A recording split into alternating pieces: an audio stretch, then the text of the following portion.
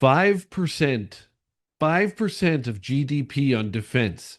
At the NATO summit yesterday, they all patted themselves on the back for this.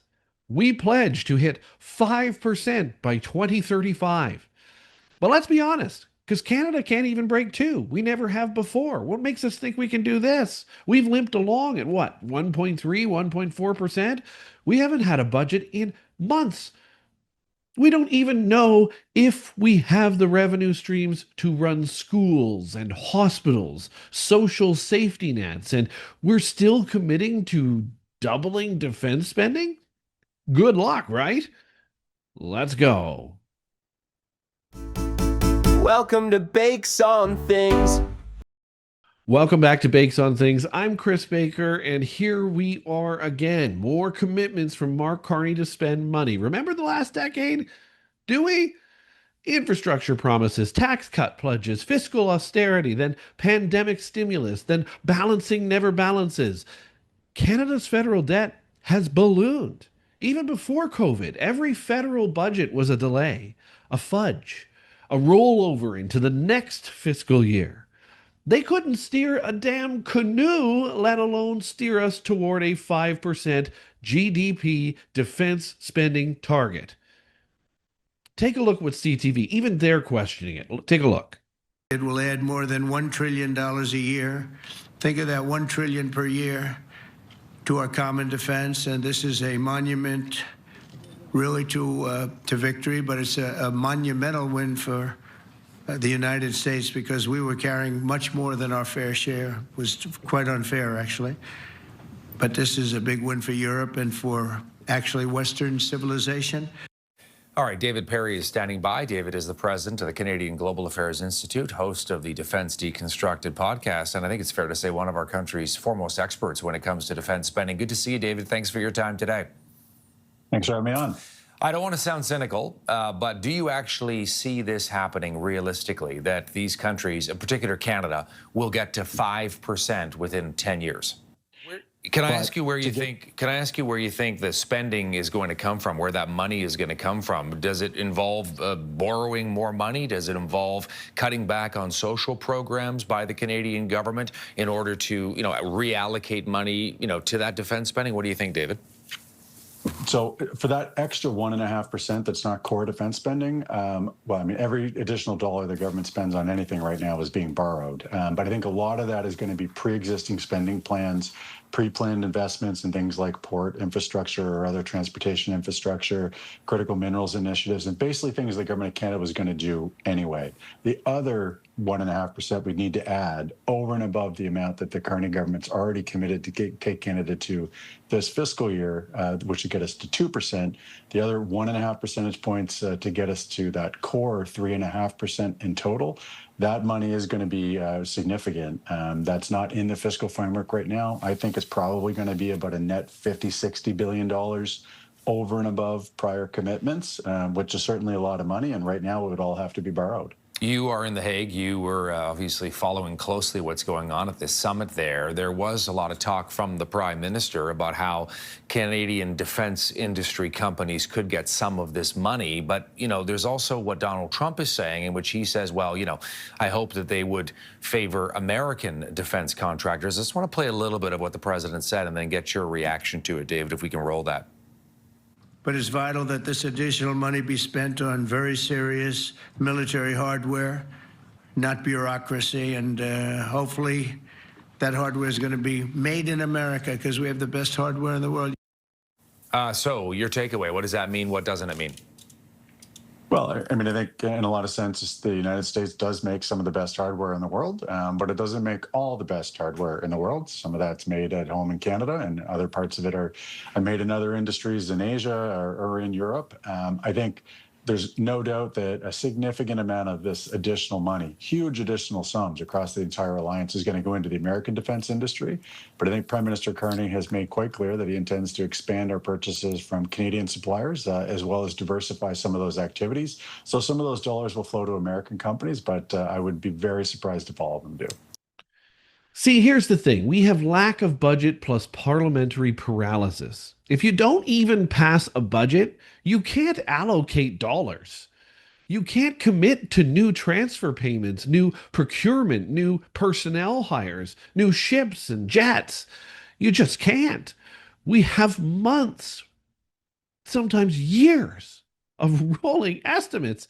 The snapshot numbers are fantasy. You don't map new funding streams unless Parliament actually approves tax increases, debt, or spending cuts elsewhere. And we haven't done any of that. The thing is, there's also the existing defense spending struggles we haven't even gotten over. We're below NATO's 2% target already.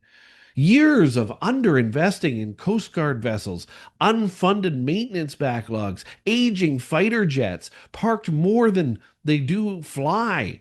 We can't even patch up our submarines or our CAF buildings. And people in the Canadian Armed Forces, they work double shifts. Equipment sits idle, doing nothing and gathering dust. You can't wave a wand and double the money without fixing the existing leaks in the giant bucket we have that we call our Canadian Armed Forces. It's not possible. Are we doing this just to play along with our friends? Because the debt load and the servicing costs alone are astronomical if we do this. Canada's net federal debt is inching north of trillions already.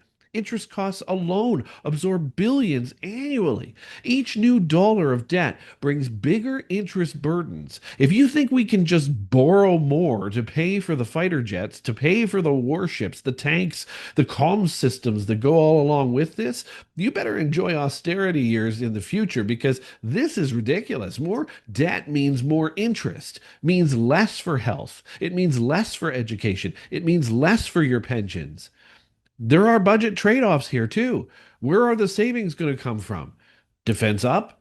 Taxes static or cut? I don't think so. You really want to raise payroll taxes, hike GST, mortgage rates sky high to pay for the defense equipment that we need for this? We can't even maintain our equipment. That means sacrificing social programs. That means university tuition hikes. That means longer waits in emergency rooms than they already are. Is that the Canada that we are signing up for here? Why are we trying to play along with the group? Are we afraid we're going to be unpopular?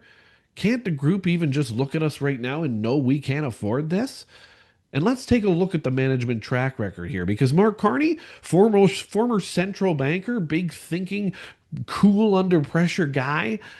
Look, I get the optics, the global standing here, the international credibility if we do this, but you can't commit publicly if the institution you sit inside today can't marshal the legislative capital to deliver.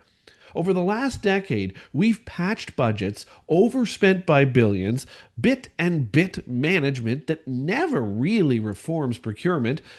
It doesn't reform the defense industry. Bottlenecks are wild. Supply chain crises are insane. Human resources shortages inside the Department of National Defense. It goes on and on. The same people who failed to deliver F-35 replacements, Arctic base readiness, shipyards that can't keep up with a single Corvette build schedule, let alone this, these are the same people now resting their hopes on another 5% pledge. No transparency or accountability mechanisms have been announced here either. Like, where's the independent audit trail? Where's the annual public progress dashboard that we're going to see from this? Well, there isn't one, and there isn't going to be one. We've watched vague defense strategies float around with lines like power projection readiness, but no measurable deliverables.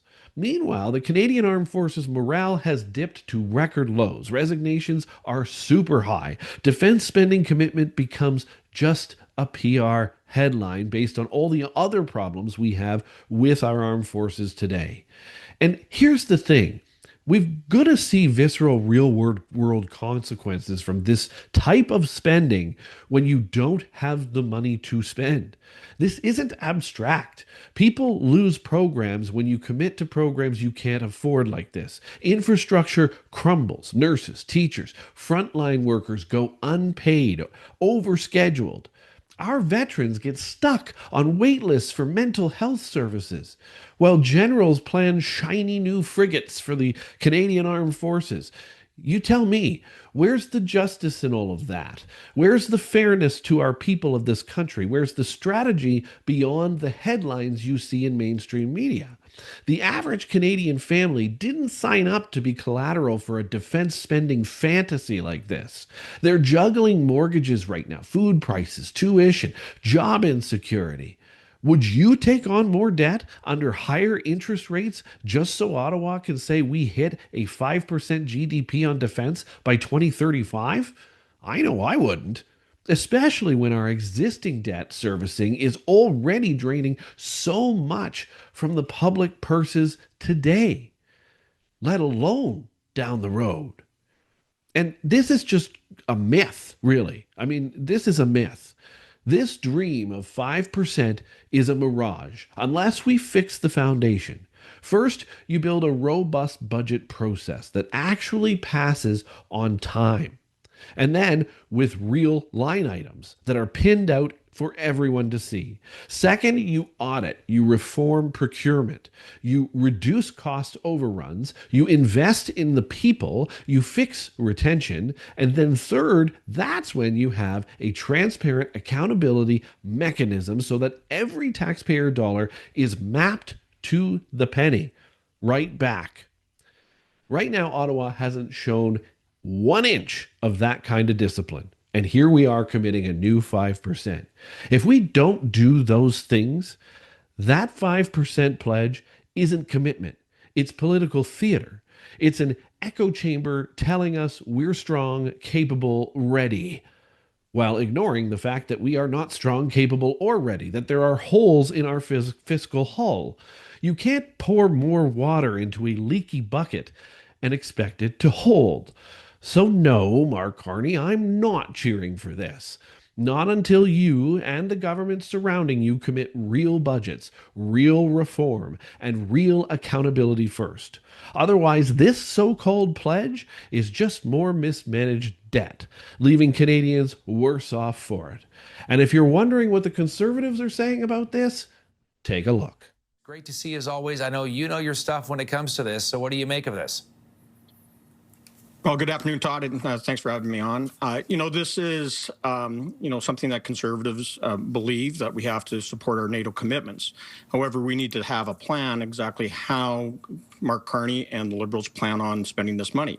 We just don't need to waste money. We actually want to see this invested in capabilities. We want to make sure that those members that serve in the Canadian Armed Forces are well taken care of. And we've already seen the Liberals walk back some of their commitments when they said they're going to 2%, which included a 20% increase in salaries. Now they're saying isn't really going to happen. So, there's a lot of money that has to be rolled out. We want to make sure it's not just, as the Auditor General found, money that's being wasted on interim solutions, but actually we want to see it put into hard infrastructure to support, the new fleet of F-35s, which was the study that the Auditor General released a couple of weeks ago. But we need to make sure that every step of the way that those that currently serve are being taken care of. We know that the Canadian Armed Forces is short 6,700 military housing units, and the government only plans on buying 600 or building another 600 homes. That's not enough for the shortage that we currently have. We know that troops under the lost Liberal decade have had to resort to using food banks and are living rough, often unhoused.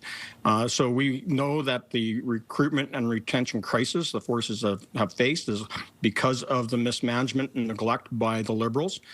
So we expect them to be first and foremost taken care of, and that the Liberals aren't using creative accounting to make up the 3.5% on defense spend and ultimately the 5% overall when you add in the development of critical minerals, those mines and resources, as well as critical infrastructure that has dual use possibilities for both military and civilian use. If we were to get to 150 billion, and if it was being spent on the proper priorities as you're outlining, James, would your party support that? Would the Conservatives agree to that level of spending on the military?